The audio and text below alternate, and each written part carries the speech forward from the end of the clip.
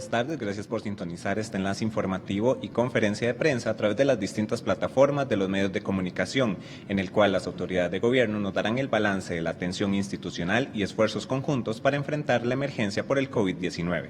Saludamos al presidente ejecutivo de la Caja Costarricense de Seguro Social, el doctor Román Macaya, quien nos acompaña este sábado 23 de mayo.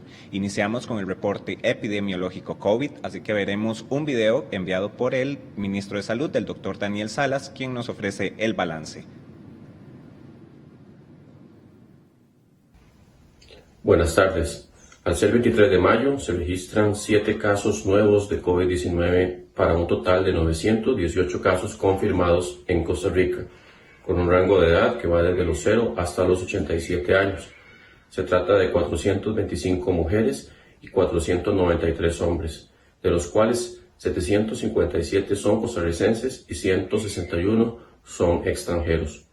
El número de transportistas a los que no se les autorizó el ingreso a Costa Rica por tener resultado positivo por COVID-19 se mantiene en 46. Se contabilizan casos positivos en 70 cantones. Por edad tenemos 811 adultos.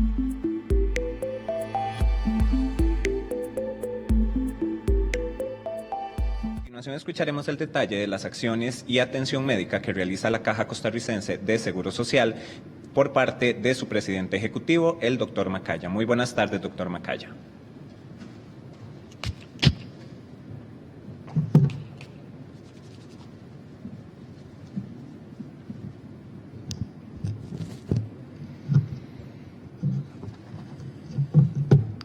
Muy buenas tardes. Quiero empezar anunciando que el día de mañana el Hospital Nacional de Niños cumple 56 años de haberse creado. Es una de las grandes instituciones que tiene la Caja Costarricense de Seguro Social, y la vida para los niños en nuestro país ha mejorado sustancialmente desde la creación de este gran hospital. Así que una felicitación a todo el personal de ese gran hospital de nuestra seguridad social. Hoy quiero traer unos informes sobre trabajos que se han venido haciendo.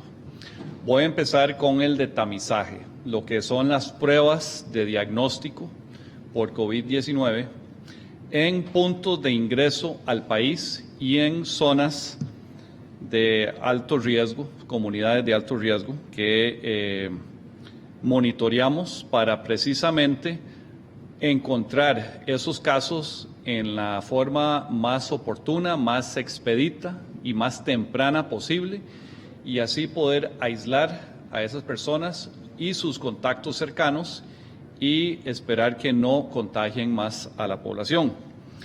Voy a hablar de las estadísticas del tamizaje que se ha hecho en aeropuertos, en puertos, en las comunidades de alto riesgo y en frontera. Esto es parte de una estrategia nacional de proteger a nuestro país de casos importados, porque esos casos importados son uno de los mayores riesgos que enfrentamos como país. Y ha permitido que identifiquemos casos, algunos sintomáticos y otros asintomáticos, que hubieran estado circulando en el país por una cantidad de días y posiblemente infectando a mucho más de nuestros ciudadanos. Y esto es fundamental para asegurar que, de nuevo, las curvas de crecimiento de casos no se vuelvan exponenciales y saturemos los servicios de salud, como está sucediendo en muchos otros países del mundo hoy en día. En los aeropuertos, Juan Santamaría, Tobías Bolaños y el aeropuerto de Liberia, desde el 17 de abril hasta el día de ayer, 22 de mayo, hemos atendido 34 vuelos que han llegado al país, principalmente con costarricenses que están regresando a nuestro país. Se han atendido 2.022 pasajeros y se le ha tomado muestras a 1.842 de esos pasajeros. Ese número de muestras no coincide con el total de número de pasajeros, porque en los primeros vuelos solo le estábamos tomando muestras a los pasajeros sintomáticos, y ya después se cambió la política a tamizar el 100% de los pasajeros que ingresaban al país con o sin síntomas. De ese muestreo, de todos esos pasajeros, 29 dieron positivo. Estamos hablando de un 2% de los pasajeros que han llegado al país desde el 17 de abril. Todos recibieron orden sanitaria y ninguno de ellos ha tenido que ser trasladado a un hospital, ya que ninguno tiene o ha tenido síntomas graves que ameriten esos traslados. En cuanto a fronteras, hemos estado haciendo el tamizaje, principalmente de transportistas, en 4 puntos de ingreso al país: en Paso Canoas, en Zigzaola, en la frontera sur, y en Peñas Blancas y Tablillas, en la frontera norte. Los resultados han sido los siguientes. En Tablillas se han hecho 441 muestreos, de los cuales 16 han dado positivo. En Peñas Blancas han sido 1.241 pruebas realizadas, de los cuales 45 han dado positivo. En Zigzaola se ha tamizado a 171 personas, ninguno de ellos ha dado positivo. Y en Paso Canoas se ha tamizado a 604 personas, de las cuales 2 han dado positivo. En puertos hemos recibido 2 cruceros que traían costarricenses de vuelta al país. Estos son costarricenses principalmente que eran miembros de la tripulación de estos cruceros.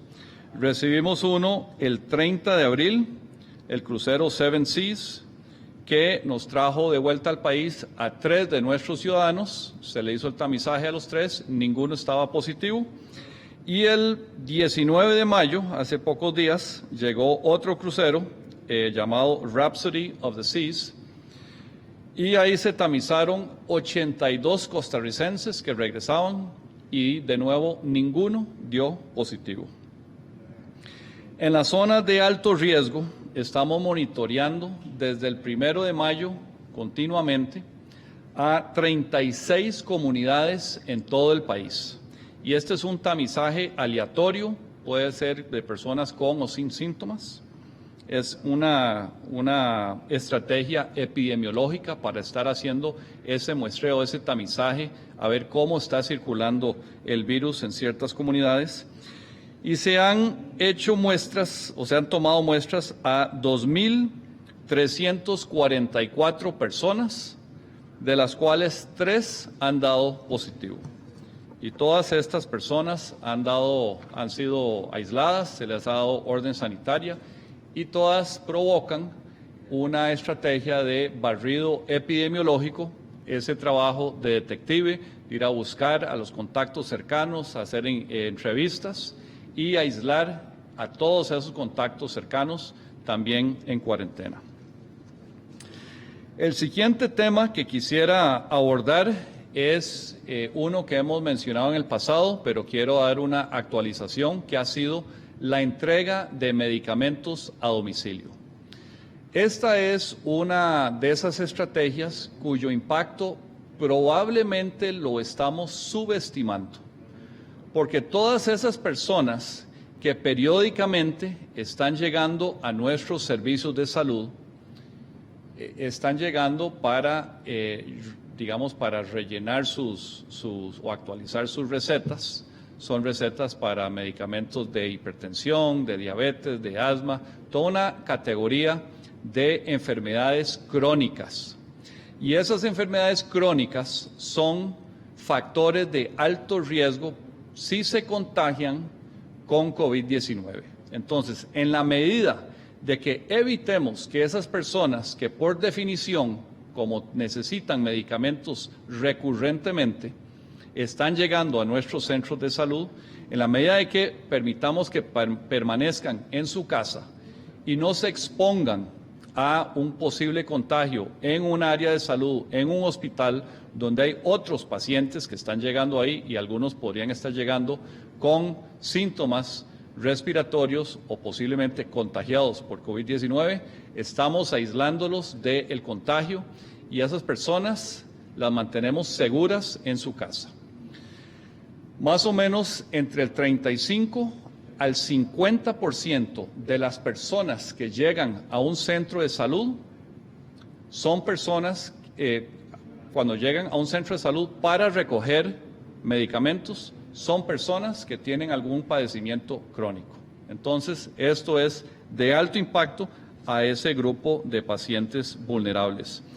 Esto ha sido una iniciativa liderada por el doctor Esteban Vega de la O, que es el coordinador nacional de los servicios de farmacia de la Caja. Quiero felicitarlo y agradecerle por todo ese empeño en mantener seguro a esta población vulnerable en esta pandemia.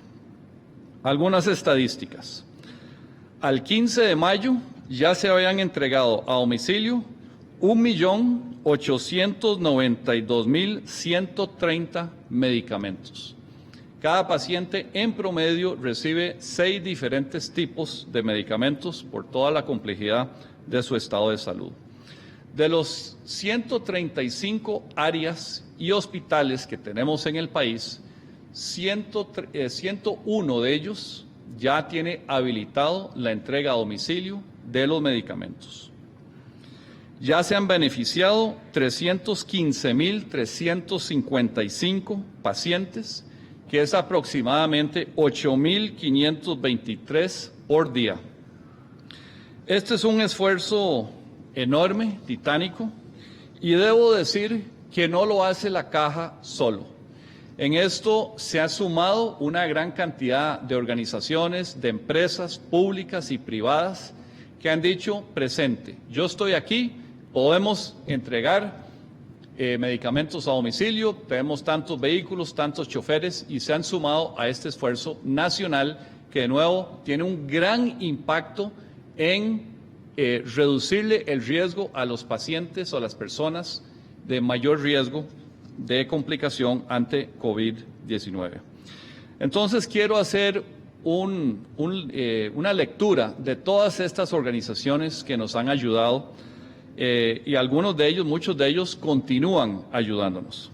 Bueno, obviamente la Caja es uno, tenemos 24 vehículos de la Caja que están en esta actividad, 5 vehículos de Toyota Rentacar, 11 vehículos de Enterprise Rentacar, 5 vehículos de Hyundai Crediautos, 18 vehículos del Poder Judicial, 5 vehículos de INDER, 2 vehículos del INBU, 18 vehículos de la UCR, 8 vehículos del Instituto Tecnológico, 12 vehículos de Recope, 5 vehículos de Carrocería S&S de Heredia, 3 vehículos de la UNED, 18 vehículos de el INA, 2 vehículos de la Defensoría de los Habitantes, la Universidad Nacional, 13 vehículos del Instituto Nacional de Estadística y Censo, 5 vehículos de la Contraloría General de la República y hemos tenido un apoyo indispensable de Correos de Costa Rica y de la Comisión Nacional de Emergencias, que han hecho una gran labor aportando recursos y coordinación para que esto sea una realidad. Y quiero aprovechar este espacio para hacer un llamado de que para que estos servicios continúen, necesitamos que ojalá todas estas organizaciones y más que nos están viendo hoy se sumen a este esfuerzo. Esta pandemia no ha terminado, tenemos meses por delante y en la medida que podamos seguirle distribuyendo los medicamentos a domicilio de las personas crónicas, y muchos de ellos son adultos mayores, es más, la mayoría de ellos son adultos mayores, podemos mitigar esos efectos de riesgo y aplanar la curva de las personas que están ingresando por complejidades o complicaciones por COVID-19 a nuestros hospitales. Entonces, es un programa muy exitoso y hacemos un llamado a las instituciones que tengan vehículos y choferes que por favor se sumen a este esfuerzo para poder universalizar todos estos servicios en los 135 áreas de salud y hospitales que tiene la Caja y beneficiar a toda esa población, reduciéndole el riesgo de complicaciones. Termino haciendo un agradecimiento a la empresa Colgate-Palmolive. Esta empresa hizo una donación de 15 toneladas de producto de higiene personal y salud bucodental. Estamos hablando de champús, de desodorantes, de jabón líquido, pasta de dientes, cepillos y otros tipos de productos. Desde el 2006, la Dirección de Comunicación Organizacional de la Caja inició un programa al cual le apostó fuerte, que es el programa Manitas Limpias. Y se creó una alianza público-privada con el Ministerio de Educación y Colgate-Palmolive desde el 2014. Este programa ha sido sumamente exitoso en la educación de nuestros niños de la importancia de lavarse las manos. Y el refuerzo que hemos hecho en esta campaña contra el COVID-19 ha tenido efectos no solo en aplanar la curva del COVID-19, sino en otras enfermedades que se pueden transmitir de persona a persona y donde el lavado de manos es esencial. Y doy nada más una estadística muy interesante. Entre el 29 de diciembre del año pasado, 2019, al 9 de mayo de este año, hemos visto una reducción de 40.5% de los casos de diarrea en niños de 5 a 9 años y una reducción del 35.6% de los casos de diarrea en niños de 10 a 14 años. Así que estas son buenas prácticas de higiene que nos benefician en todo momento, no solo en una pandemia como la que estamos viviendo, y es parte de ese vivir o aprender a vivir, primero con las mejores prácticas de higiene, pero cómo aprendemos a vivir con esta pandemia. Y en la medida que practiquemos esa disciplina de higiene, de distanciamiento social, vamos a poder ir reabriendo la economía. En el momento que veamos casos que se vayan incrementando otra vez, pues va a haber que tomar medidas también. Entonces, está en nuestras manos, literalmente, mantener esas buenas prácticas y ese distanciamiento social para que nuestra vida tenga una cierta normalidad en este momento. La crisis pasará. La crisis pasará porque esto es una enfermedad que tiene un fin. No es una enfermedad crónica, esto es una pandemia y las pandemias pasan, pero queremos pasar esto lo mejor librados posible. Y por eso el llamado a mantener esas buenas prácticas y que aprendamos a convivir temporalmente con este terrible enemigo llamado el COVID-19.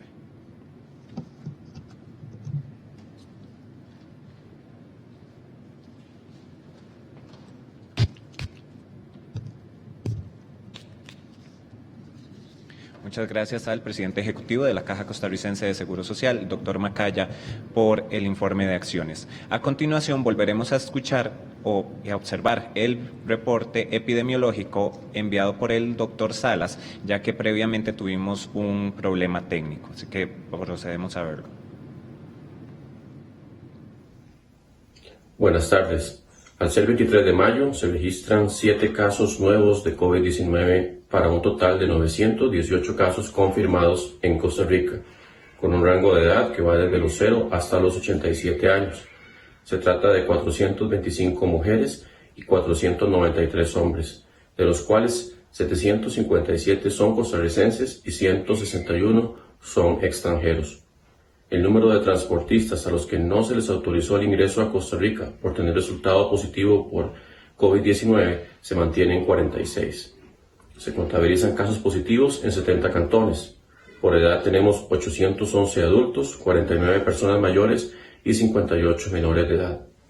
Se registran 607 personas recuperadas en 61 cantones, con un rango de edad que va desde el año hasta los 86 años, de los cuales 294 son mujeres y 313 son hombres.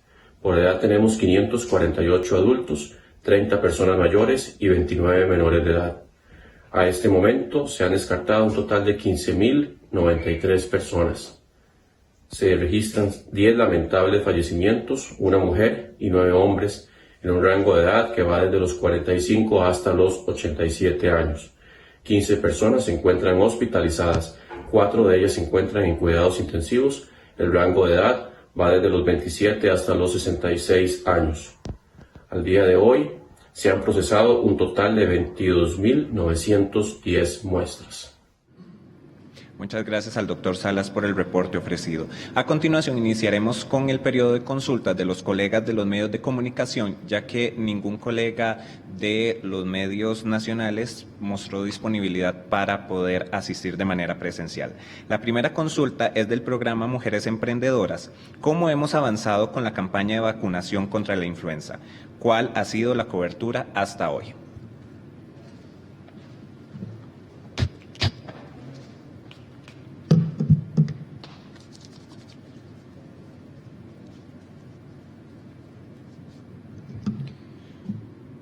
Bueno, para no equivocarme, voy a ver las estadísticas de por dónde vamos con las vacunas.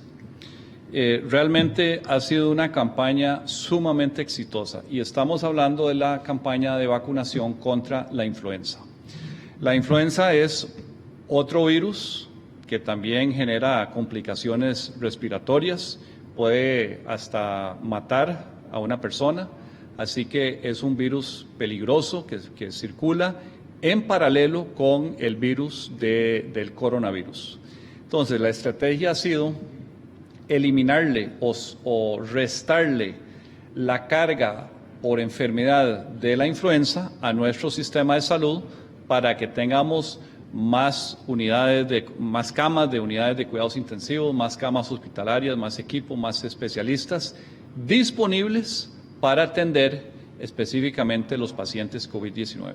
Y podemos hacer esto porque existe una vacuna contra la influenza y la estamos aplicando en este momento en medio de una pandemia. Al día de hoy tenemos ya una colocación de la vacuna en 879.729 personas. O sea, esa es la cantidad de dosis que hemos aplicado en 15 días. Eso es una campaña de vacunación récord. Es histórico eso. Y eso significa que vamos a alcanzar la inmunidad de rebaño por vacunación contra la influenza en un periodo mucho más corto. O sea, mucho menos personas de alto riesgo se van a contagiar por influenza este año. Esto es un gran logro, todavía faltan personas por vacunar, pero ya estamos hablando de que muchas áreas de salud ya han cumplido con la meta de la vacunación de los adultos que tienen factores de riesgo.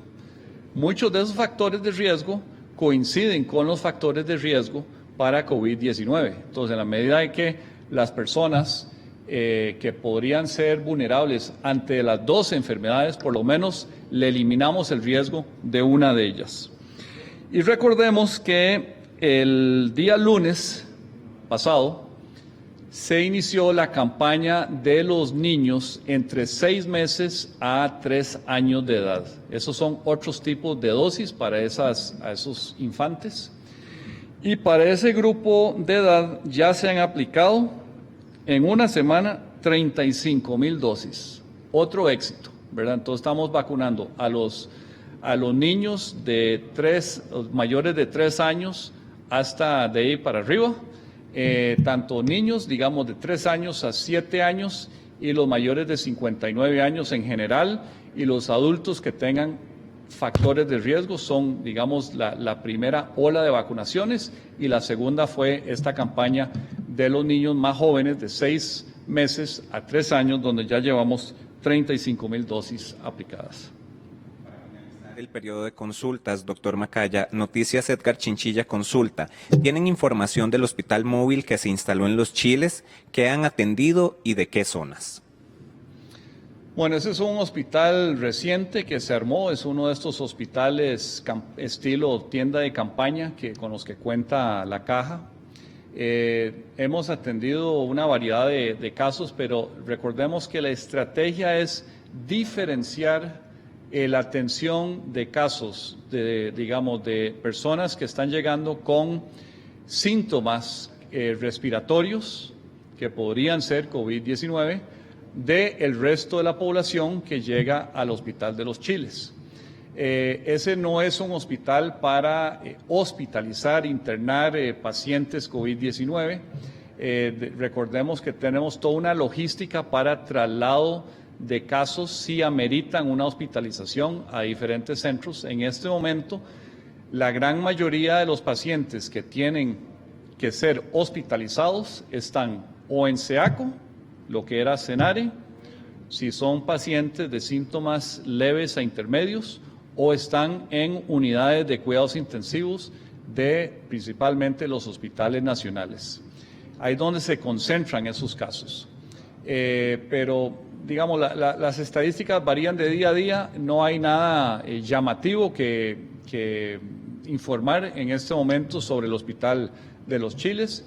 Y recordemos que tenemos otros de esos mismos tipos de hospital tipo campaña que estamos utilizando de acuerdo a la necesidad. Teníamos uno que habíamos armado al lado del hospital de trauma para pacientes que requerían de rehabilitación. Esos pacientes ahora están siendo atendidos en una ala del Hospital México que fue habilitada. Y entonces desarmamos ese hospital y lo tenemos disponible para colocarlo donde lo necesitemos.